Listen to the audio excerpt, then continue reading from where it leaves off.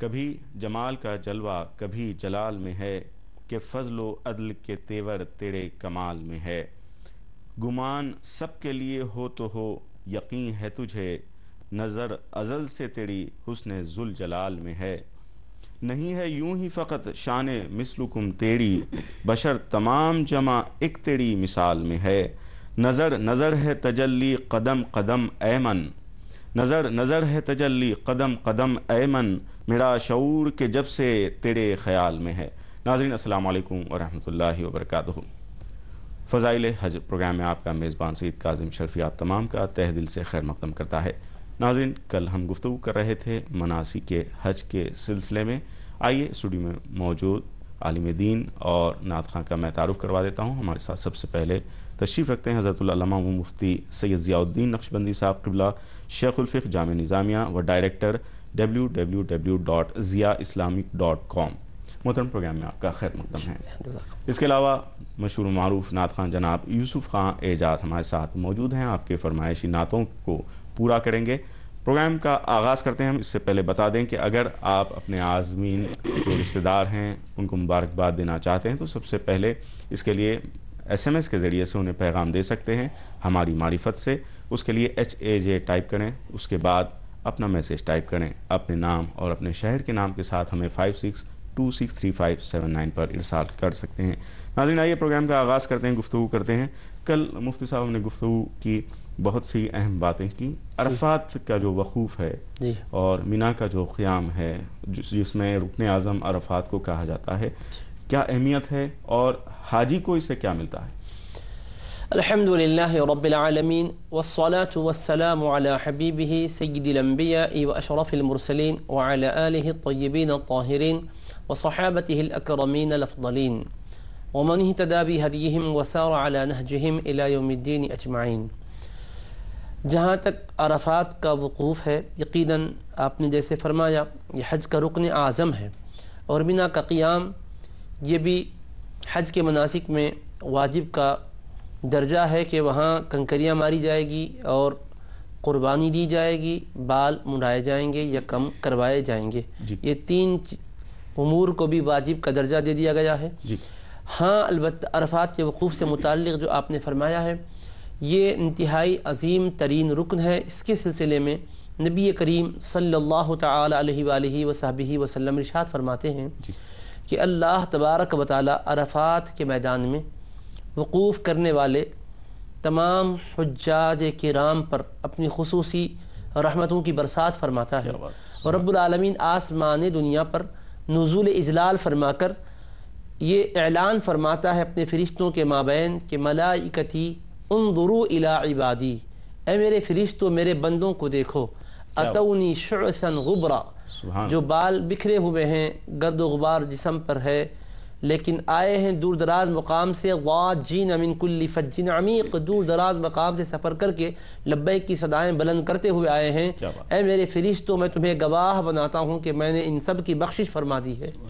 تو فرشتوں میں سے کسی فرشتے کی طرف سے یہ سوال ہوتا ہے کہ رب العالمین اس میں وہ بندے بھی تھے جو اپنے علاقوں میں گناہوں کے اعتبار سے بڑے معروف تھے، کیا وہ بھی آج کے مبارک اور مقدس دن معاف کر دیے گئے؟ تو رب العالمین فرماتا ہے کہ ہاں میں نے انہیں بھی معاف کر دیا ہے، ان کی بھی بخشش فرما دی ہے۔ اور رسول کریم علیہ السلام فرماتے ہیں کہ حاجیوں کو کیا ملتا ہے؟ آپ نے فرمایا کہ عرفات میں بخشش اور مغفرت کی خیرات ملتی ہے، اور یقیناً انسان گناہگار بخشش ہی چاہتا ہے، اندھا دو آنکھ چاہتا ہے، اور ایک گناہگار چاہتا ہے کہ اس کی بخشش ہو جائے، رب کریم معاف فرما دے، اور یہ نعمت عظمیٰ ملتی ہے۔ اور رسول پاک علیہ السلام فرماتے ہیں کہ جو شیطان بدحواس ہو کر مارے مارے پھرتا ہے عرفات کے میدان میں، اتنا بدحواس کبھی اور اس کو نہیں دیکھا جاتا۔ ایک تو بدر میں ہوا تھا، اس کے بعد اگر ہوتا ہے بدحواس تو یہ عرفات کے میدان میں ہوتا ہے۔ وہ یہ کہہ کر افسوس کرتا ہے کہ میں اتنے عرصے تک ان کو گناہوں میں مبتلا کر کے رکھا تھا، گناہوں میں ڈبا دیا تھا اور ان کو نیکیوں سے دور کر دیا تھا، لیکن آج یہ اللہ کے دربار میں اس طرح سے سرفراز ہو رہے کہ سارے گناہ معاف ہو گئے اور میری ساری کمائی اکارت ہو گئی۔ اس طرح سے بدحواس ہوتا ہے اور عرفات میں وقوف کرنے والے بخشے جاتے ہیں۔ سبحان اللہ۔ ناظرین وقوف عرفات جیسا کہ مفتی صاحب نے ارشاد فرمایا کہ رکن اعظم ہے، اور یہاں پر سب کی بخشش کر دی جاتی ہے، اور کیا اہمیت ہے اور کیا امور ہیں اس پر ہم نظر ڈالیں گے۔ ایک کالر کو آج کی اس نورانی بزم میں شامل کرتے ہیں، دیکھتے ہیں کون ہے۔ السلام علیکم۔ وعلیکم السلام جی بھائی، کون بات کر رہے ہیں؟ جی میں سمیع اللہ بول رہا ہوں غازی آباد سے۔ جی بھائی، کیا پوچھنا چاہیں گے؟ جی میرا سوال یہ ہے کہ جو ہے جو کعبہ شریف کی زیارت کرتے ہیں جی، اور جو مدینہ شریف کی زیارت کرتے ہیں تو یہ بھی احکام حج میں ہے یا مدینہ شریف کی زیارت کی الگ سے کچھ اس کا سوال ملتا ہے؟ ٹھیک ہے بھائی، بہت شکریہ کال کرنے کا۔ ابھی آپ کا سوال کا جواب دیا جائے گا۔ ناظرین، سوالات کا سلسلہ جاری ہے، یقیناً آپ کے سوالات کے یہاں پر تشفی بخش جوابات عنایت فرمائے جاتے ہیں۔ آئیے ایک چھوٹے سے وقفے پر جا رہے ہیں، وقفے کے بعد جلد آپ کے سوالات کے جواب دیے جائیں گے۔ لبيك اللهم لبيك لبيك لا شريك لك لبيك إن الحمد والنعمة لك والملك لا شريك لك۔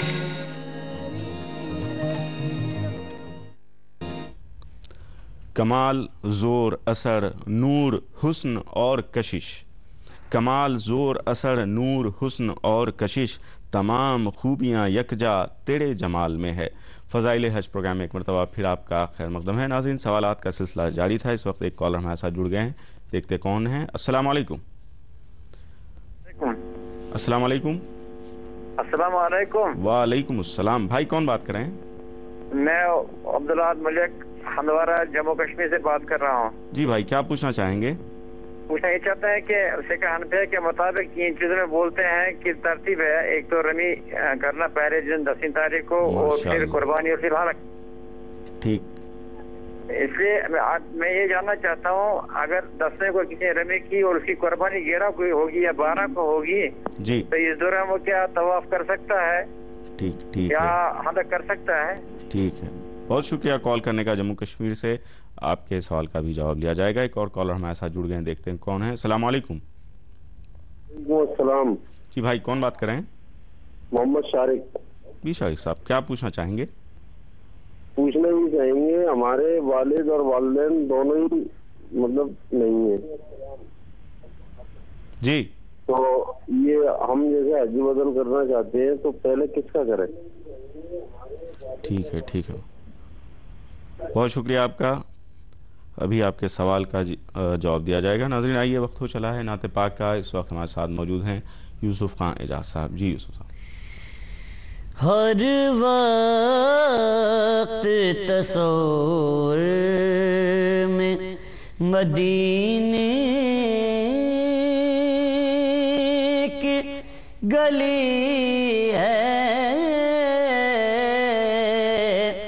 اب در بدری ہے نہ غریب الوطنی ہے،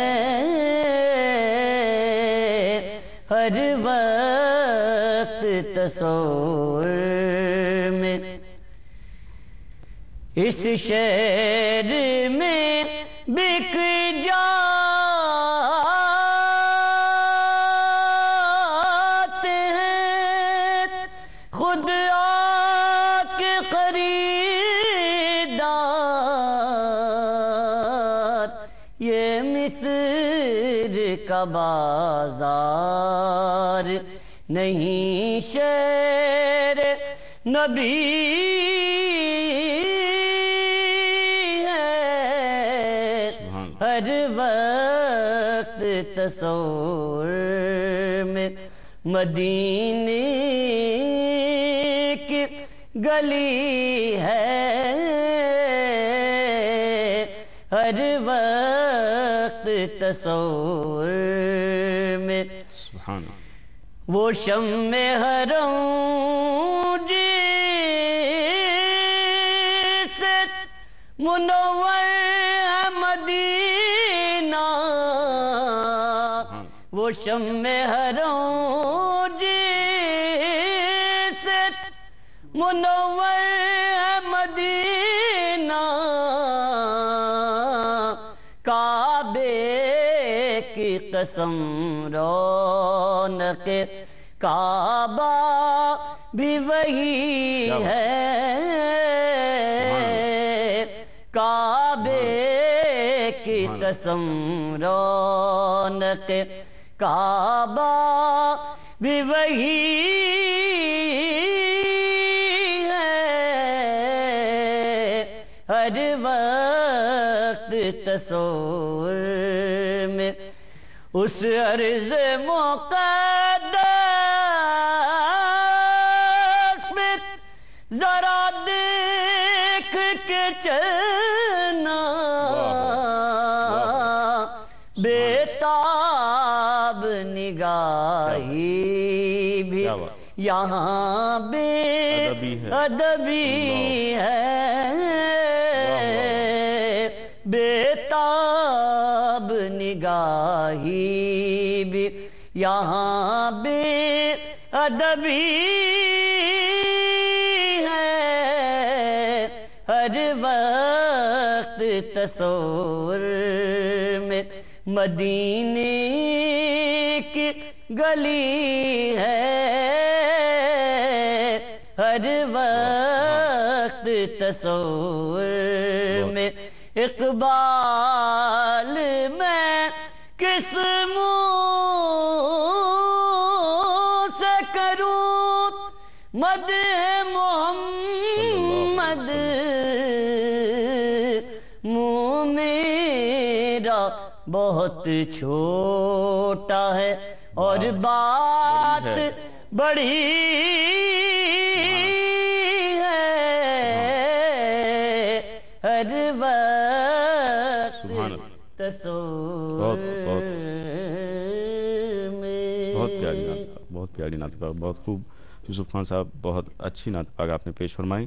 ناظرین آئیے ایک کالر ہمارے ساتھ جڑ گئے ہیں اس نعت پاک کے بعد، دیکھتے ہیں کون ہیں۔ السلام علیکم۔ جی فیضان حج کا ہے نا نمبر یہ؟ جی بھائی ہاں، آپ فضائل حج پروگرام دیکھ رہے ہیں ای ٹی وی اردو سے، آپ کیا سوال کرنا چاہتے ہیں؟ کون بات کر رہے ہیں؟ جی میں حاجی عبدالرفیق بات کر رہا ہوں، جی حاجی کرناٹک پاڑی سے۔ جی فرمائیے، کیا پوچھنا چاہیں گے؟ میرا ایک سوال تھا سر، جی عمرہ کرتے ہیں ہم لوگ، جی جو ہمارے نام سے پہلا عمرہ کرتے ہیں، پھر اب ہمارے کوئی خاندان میں یا ماں باپ کا، یہ زندہ لوگوں کو ہی نام پہ عمرہ کرنا ہے یا جو گزر گئے ان کے نام سے کرنا؟ ٹھیک ہے بھائی، بہت بہت شکریہ آپ کا، آپ نے ای ٹی وی اردو کو ہی فون ملایا تھا، بہت شکریہ آپ کا، آپ کو یاد نہیں رہا ہوگا۔ آئیے فضائل حج پروگرام کے جو سوالات آئے ہیں اس وقت ان کو شامل کر لیتے ہیں۔ ناظرین، مفتی صاحب غازی آباد سے سوال تھا کہ ہم کعبے کی زیارت کے لیے جاتے ہیں، حج پر جاتے ہیں، مدینہ طیبہ کی بھی حاضری کیا حج کے اراکین ہیں یا یہ الگ اس میں سے زائد ہے؟ حج کے ارکان اور حج کے فرائض اور حج کے واجبات جو بتلائے گئے ہیں اس میں زیارت روضہ مطہر کو واجبات میں یا ارکان میں شمار نہیں فرمایا گیا ہے، لیکن حج کی قبولیت کے لیے بارگاہ یزدی میں کامیابی اور سعادت مندی حاصل کرنے کے لیے روضہ رسول پاک علیہ السلام کی زیارت نہایت ہی اہم اور قریب ترین وسیلہ ہے۔ اسی وجہ سے رسول رحمت صلی اللہ علیہ وآلہ وسلم نے ارشاد فرمایا، نہایت ہی خوشخبری اور بشارت بھی ملاحظہ فرمائیے کہ ایک آدمی حج کو جاتا ہے مکہ مکرمہ میں، ایام حج میں ایک ہی حج کرتا ہے، سال میں ایک ہی حج ہوگا، ہر سال بھی جائے گا تو ایک ہی حج کر پائے گا، لیکن رسول کریم علیہ السلام فرماتے ہیں من حج الی مکہ ثم قاصدنی فی مسجدی کتبت لہ حجتان مبرورتان، کہ جو مکہ مکرمہ آئے حج کرے پھر میری بارگاہ میں آئے، میری مسجد میں میرے روضے پر حاضری کے لیے، تو اس کو 2 مقبول حجوں کا ثواب عطا فرما دیا جاتا ہے۔ اور رسول پاک علیہ السلام فرماتے ہیں من زار قبری وجبت لہ شفاعتی، سنن دارقطنی میں حدیث مبارک ہے کہ جو میرے روضہ مطہر کی حاضری کی سعادت حاصل کر لیا، زیارت روضہ طاہر پر کر لیا، تو اس کے لیے میری شفاعت واجب ہو گئی ہے۔ اس کے برعکس اگر کوئی آدمی حج کو جائے اور مدینہ منورہ حاضری کے لیے نہ جائے، ویسے ہی آ جائے، یہ سمجھ کر کہ واجبات میں ہے، نہ فرائض میں ہے، نہ ارکان میں ہے، تو اب کیا فرماتے ہیں رسول پاک علیہ السلام؟ ارشاد فرماتے ہیں من حج ولم یزرنی فقد جفانی، جس نے بیت اللہ کا حج تو کیا لیکن میری زیارت مطہر کی سعادت حاصل نہ کی تو اس نے مجھ پر ظلم کیا ہے۔ اب آپ اندازہ کیجئے کہ معمولی مخلوق پر ظلم کرتے ہیں تو اس کی کتنی وعید ہے، اس کا کیا وبال ہے اور کیا برا انجام ہوگا، تو حضور پاک علیہ السلام پر یہ ظلم کرنے والا ہوگا۔ اور ہمارے دکن کے معروف نہایت ہی ممتاز ولی کامل قطب زمانہ حضرت خواجہ بندہ نواز رحمۃ اللہ علیہ نے بڑی پیاری بات بیان فرمائی ہے۔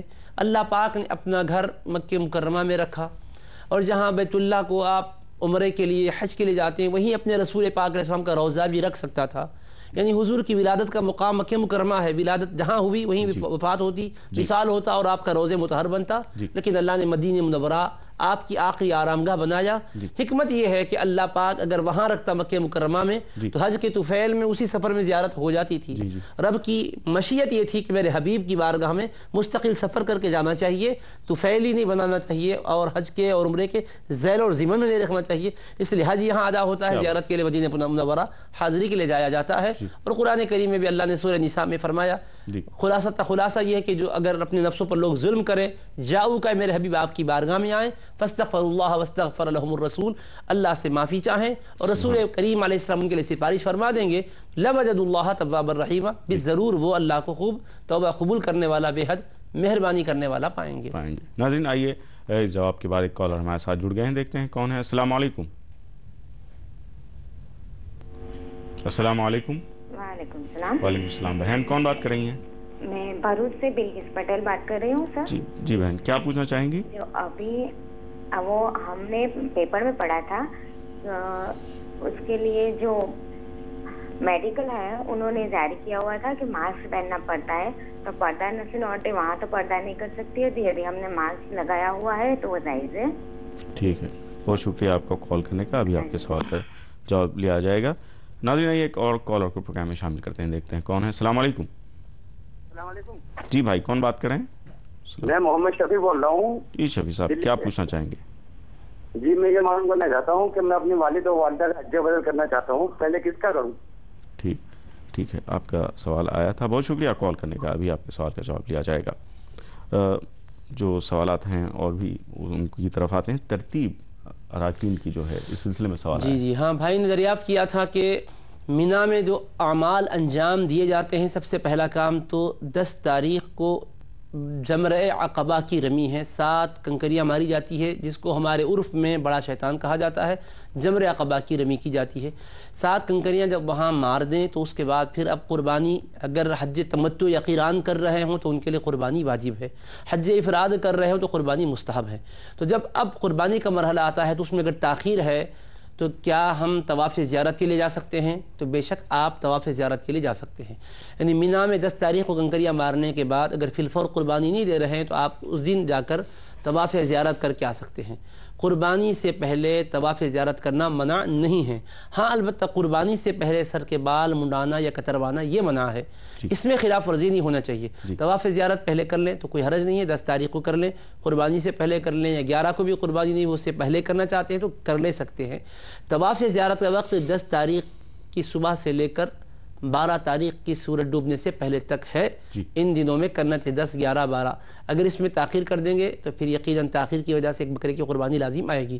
تو بہرحال یہ بات ہو گئی۔ اب رہا قربانی سے پہلے طواف زیارت کر سکتے ہیں، لیکن سر کے بال منڈوائے نہیں جا سکتے، کتروائے نہیں جا سکتے، اس میں اچھی طرح خیال رکھیے گا، کوئی اس میں جلد بازی کرنے کی ضرورت نہیں۔ جب قربانی ہوگی اس کے بعد آپ منڈوائیے، احرام کی پابندی میں رہنا ہوگا، اس میں حرج کی کیا بات ہے، جب گئے یہ مقدس سفر پر عبادت کے ارادے سے تو کچھ اس راہ میں مشقت بھی ہوتی ہو تو برداشت کر لیں، خطاؤں کی بخشش ہوگی اور اللہ کی بارگاہ میں قبولیت ہوگی انشاءاللہ۔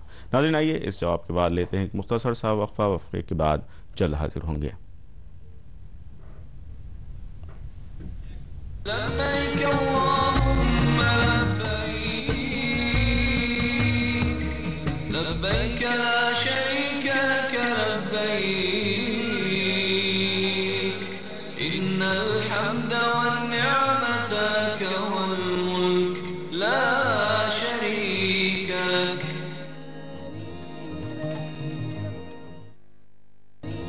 نبی کی قربت و خدمت کا فیض ایسا ہے، نبی کی قربت و خدمت کا فیض ایسا ہے، عمر یہ کہتے ہیں سرداری بس بلال میں ہے، قدوم پاک سے نسبت عروج کی ضامن، جو در سے دور رہے گا صدا زوال میں ہے۔ ناظرین فضائل حج میں ایک مرتبہ پھر آپ کا خیر مقدم ہے۔ آئیے ایک کالر ہمارے ساتھ جڑ گئے ہیں، دیکھتے ہیں کون ہے۔ السلام علیکم۔ अस्सलाम वालेकुम। वालेकुम सलाम। भाई कौन बात कर रहे हैं? मेरा नाम नूर अहमद खान है, मैं करनूल से बात कर रहा हूँ। जी रहमत भाई, प्रोग्राम में इस्तकबाल है, क्या पूछना चाहेंगे? जी, मेरा सवाल ये है जी कि अगर कोई हाजी जी 10-11 ज़िल-हज्जा तक किसी मजबूरी की वजह से तवाफ ज़ियारा अदा न कर सके जी और फिर 12 ज़िल-हज्जा के दिन ज़वाल के बाद कंकरी मारकर तवाफ ज़ियारा अदा करने के इरादे से जाएं, जी, लेकिन अमली तौर पे जो है तवाफ ज़ियारा अदा करना मुश्किल हो जाता है। जी हाँ, जी हाँ, बिल्कुल। तो उसके लिए क्या हुक्म है? ठीक है, ठीक, बहुत शुक्रिया आपका कॉल करने का रहमत साहब। अभी आपके सवाल का जवाब दिया जाएगा। करनूल से आपने सवाल किया। एक और कॉल हमारे साथ जुड़ गए हैं, देखते हैं कौन है। अस्सलाम वालेकुम। अस्सलाम वालेकुम। वालेकुम सलाम। मैं हाजी अब्दुल कलाम राजा भाई। जी हाजी साहब, क्या पूछें? छत्तीसगढ़ से बोल रहा था। वालेकुम अस्सलाम। जी भाई बोलिए। हाँ, मैं ये बोलना चाह रहा था, आप लोग की जो टीम मसाइले हज का जो प्रोग्राम दिखा रहे हैं जी, वाकई काबिले मुबारकबाद है। जी, खैर मुबारक। टीम को बहुत बहुत मुबारकबाद। जी भाई। और मैं ये चाहता हूँ कि हिंदुस्तान से जो हाजी लोग जाते हैं जी जी, उसमें बहुत सारे लोग जो बुजुर्ग लोग जाते हैं जी, तो हम ये चाहते हैं। जी जी, बहुत शुक्रिया आपका। जी भाई, अपने टीवी की आवाज कम करें, आप हमसे बात करें। यहाँ के जो नौजवान हाजी साहब जो जाते हैं जी, उनसे आप गुजारिश करिए कि आप उनकी मदद करें, जो हमारे ये बड़ा बहुत अच्छी तजवीज़ है, बहुत सही बात कही आपने। जी, बहुत शुक्रिया, बहुत अहम बात बताई है आपने। यकीनन नौजवानों को ख्याल रखना चाहिए उन बुज़ुर्गों का जो हज की सोबतें बर्दाश्त करते हुए अल्लाह ताला की इबादत में मसरूफ़ रहते हैं। कोई उनको तकलीफ़ पेश आए तो नौजवानों की ये ज़िम्मेदारी है कि वो जो है उनकी मदद करें। नाज़रीन, आइए नात पाक का वक्त हुआ चाहता है। इस कॉल के बाद हमारे साथ मौजूद हैं यूसुफ खान एजाज साहब। जी यूसुफ साहब। कोनो मका की इतनी कुल कायनात है, कोनो मका की इतनी कुल कायनात है, कोनो मका की इतनी कुल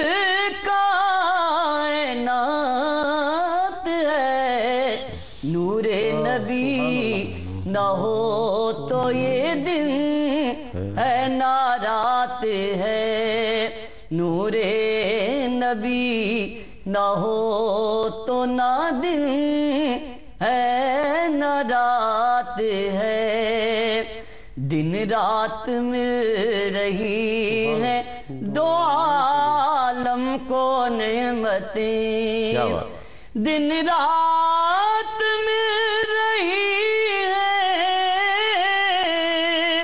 दो आलों को नेमतें, अल्लाह दे रहा है मोहम्मद का हाथ है, अल्लाह दे रहा है मोहम्मद का हाथ है, कौनो मका की इतनी कुल कायनात है, मुमकिन नहीं किताबों से इरफान मुस्तफा, मुमकिन नहीं किताबों से इरफान मुस्तफा, फैजान और बात है और बात है, कौनो मका की इतनी कुल कायनात है, साबित हुआ अना बशरुम मिसल कुल से शौक, क्या बात, साबित हुआ ना बशरुम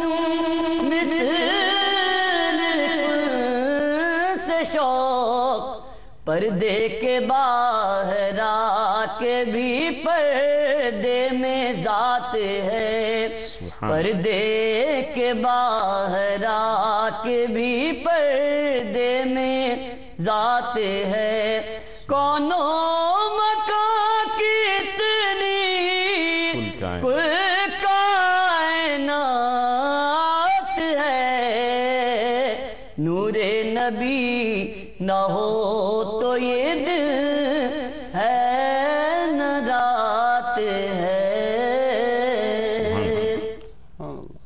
حیدرآباد دکن کے ایک مشہور شاعر جناب خواجہ شوق صاحب کا یہ کلام پیش فرمایا گیا ہے۔ ناظرین آئیے جو سوالات ہیں ان کے جوابات لیتے ہیں۔ مفتی صاحب حج بدل جو ہے کرنا چاہتے ہیں، والدین ضعیف ہیں تو کس کا حج پہلے کریں؟ جن پر حج فرض ہے پہلے ان کا ادا کریں۔ والدین میں سے جو صاحب استطاعت تھے اور حج کو نہیں جا پا رہے ہیں ان کا پہلے ادا کریں۔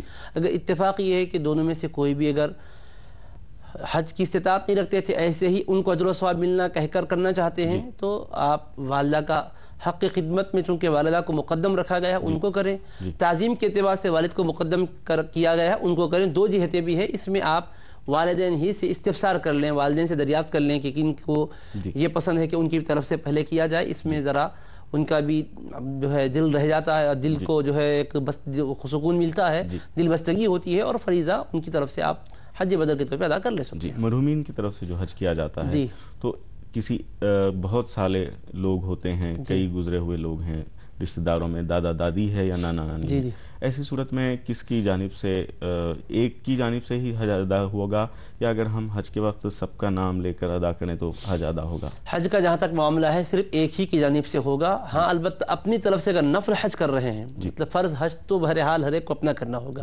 اگر اپنی طرف سے نفل حج کر لیں اس کے بعد اس کے ثواب کو اگر کئی لوگوں کے لیے اللہ کی جناب میں درخواست کر کے ہدیہ کرنا چاہوں تو کر سکتے ہیں، لیکن کسی کی طرف سے کرنا چاہتے ہوں تو ایک حج دو یا تین یا چار کی طرف سے نہیں ہو سکتا، ایک حج کسی ایک ہی کی طرف سے ہوگا، متعین کر لیں پھر حج کریں۔ جی عمرے کے بارے میں کیا؟ عمرے کا بھی معاملہ ایسے، عمرہ بھی اگر کرنا چاہتے ہیں تو کسی ایک ہی کی طرف سے عمرہ کر سکتے ہیں۔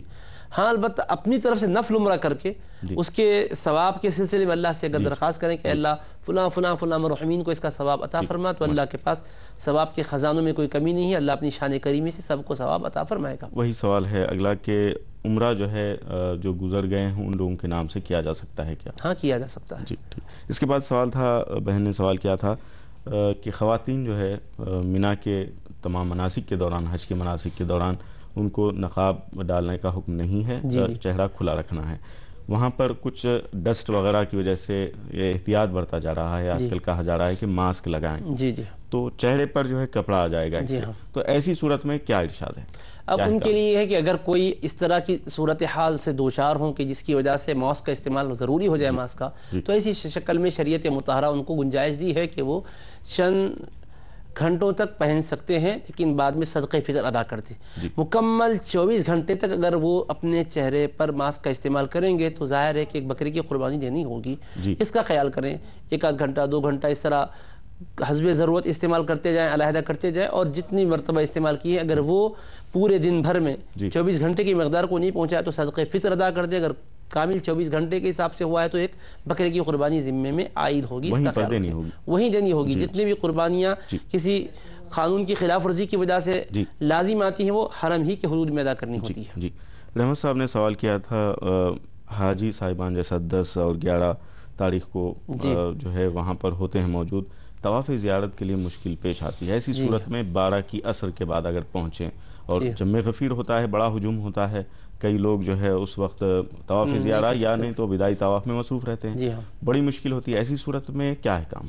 دیکھیے بھائی، حج کا معاملہ بڑا نازک ہے، طواف زیارت کی جو سہولت آپ کو دی گئی ہے 10 11 12 کی مغرب تک دی گئی ہے، تو آپ یہ فرما رہے ہیں کہ عملی طور پر 10 دن 11 کو نہیں جائے، 12 کو اگر رمی کر کے جا رہے ہیں تو عملی دشواری آئے گی، یقیناً دشواری آئے گی، تو آپ اس کے لیے اس دن کا کیوں انتظار فرما رہے ہیں؟ سب کچھ ہم نے صعوبتیں برداشت کی ہے اس فضیلت کو حاصل کرنے کے لیے، اس فرض کو ادا کرنے کے لیے، تو لہٰذا یہ کیجئے 10 تاریخ کو آپ دن میں اگر آپ نہیں ہو سکتا تو رات میں جا کر ماریے، طواف زیارت کیجئے، اگر 11 کو بھی 10 کی رات میں نہیں گئے تو 11 تاریخ کو رمی کر کے جائیے، تب بھی نہیں ہو سکا تو رات میں جا سکتے ہیں، اور سہولت ہے آپ کو جا کے اطمینان سے طواف کر کے، رش زائد ہے تو آپ طواف کیجئے، پھر اس کے بعد تھوڑا آرام کیجئے، بیٹھیے، اگر کوئی عذر کی وجہ سے وقفہ دے کر بھی طواف کے پھیروں کو کمپلیٹ کرنا چاہوں تو اس کی تک گنجائش دی گئی ہے. ایسا کوئی شرعی مسئلہ نہیں ہے کہ جس کی وجہ سے 12 تاریخ کی رمی کے بعد تک کے لیے طواف کو مؤخر کیا جائے. ہم جو ہے اپنی سہولت کی خاطر عبادت کے نظام کو نہیں بدل سکتے. نظام عبادات میں جو سہولتیں دی گئی ان سہولتوں سے استفادہ کرنے کی کوشش کریں, یہی ہمارے لیے سعادت کی بات ہوگی. خلاف ورزی کریں گے تو ظاہر ہے کہ بکری کی قربانی لازم آئے گی. قربانی بھی دیں گے لیکن یہ اچھی بات نہیں ہے کہ جو مقررہ دن ہے اس کے علاوہ اس کو کیا جائے. آدمی ہے, تھکا ہوا آدمی ہے, فجر کی نماز سے پہلے تک جاگا ہے, اب وہ سمجھ رہا بھائی میں اتنا تھکا 4 بجے سو جاؤں گا, خطرہ ہے کہ نہیں اٹھ سکیں گے. اب فجر چلی جائے گی تو لامحالہ اس کی قضا کا وبال آئے گا. تو اپنے لیے عبادتوں کے طور پہ عبادتوں کے لیے اپنے آپ کو تیار کرنا چاہیے. اللہ پاک آسانی فرمائے گا بشرطے کہ بندہ صدق دل سے عبادت کو اس کی رضا کے لیے کرنا چاہتا ہوں. سبحان اللہ, بہت خوب, بہت پیاری بات ارشاد فرمائے. ناظرین, جو مقررہ وقت کا تعین کیا گیا ہے اسلام میں, ان اوقات کا خیال رکھیں تاکہ آپ کا جو جذبہ ہے, اخلاص ہے, وہ اللہ کے حضور پہنچ پائے اور آپ کو اس کا پورا ثواب ملے. ایک مختصر سے وقفے پر جا رہے ہیں, جلد حاضر ہوں گے. لبیک اللہم لبیک, لبیک لا شریک لک لبیک, ان الحمد والنعمت لک والملک لا شریک لک.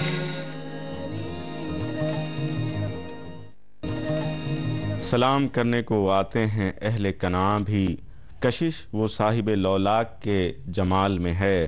بھروسہ سیفی شفاعت پر کیجے ورنہ عمل بچائے گا یہ زمرہ محال میں ہے. فضائل حج میں ایک مرتبہ پھر آپ کا خیر مقدم ہے. ناظرین, آئیے وقفے کے بعد ایک کالر ہمارے ساتھ جڑ گئے ہیں, دیکھتے ہیں کون ہے. السلام علیکم. ہلو, السلام علیکم. ہاں والد صاحب, یہ حج اکبر کیا ہے, اس تعلق سے سوال کرنا تھا. جی بھائی, کہاں سے بات کر رہے ہیں؟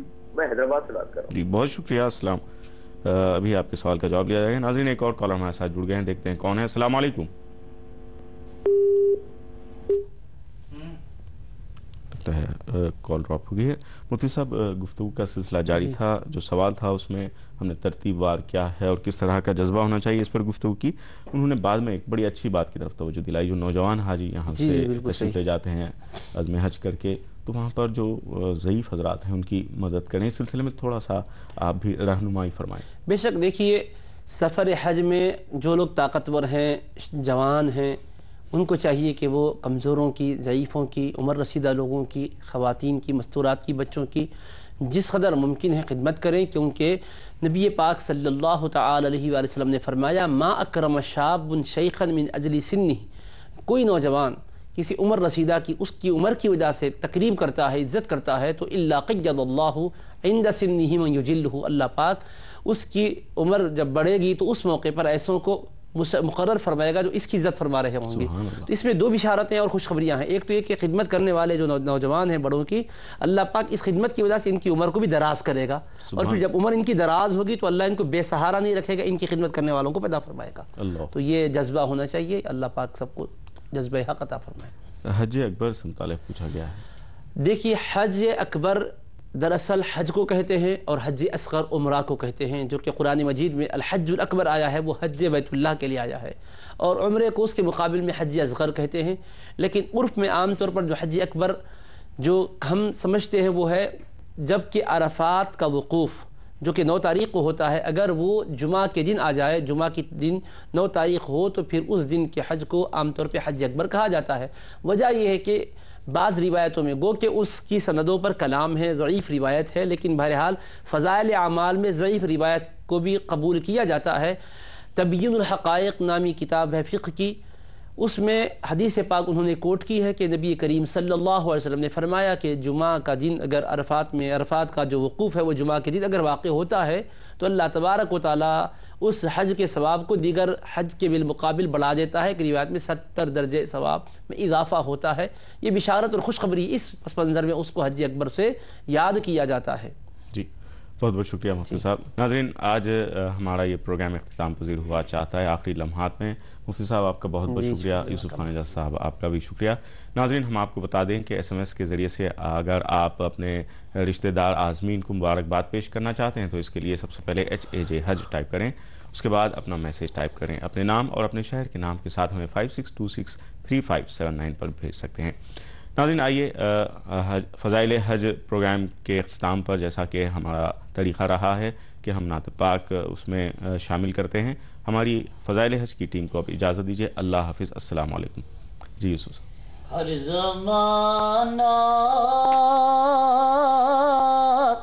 حضور اکرم کا، ہر زمانہ حضور اکرم کا ہے دیوانہ، حضور اکرم کا ہے دیوانہ، حضور اکرم کا۔